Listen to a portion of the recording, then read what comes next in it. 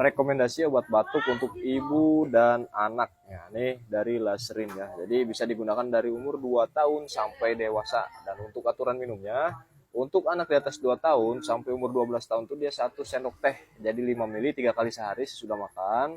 Dan untuk dewasa di atas umur 12 tahun 3 kali sehari 1,5 sendok makan atau diminum sesuai anjuran dari dokter. Untuk kakak Mami Rita sudah saya bantu jawab lewat VT dan jangan lupa di-share ya videonya.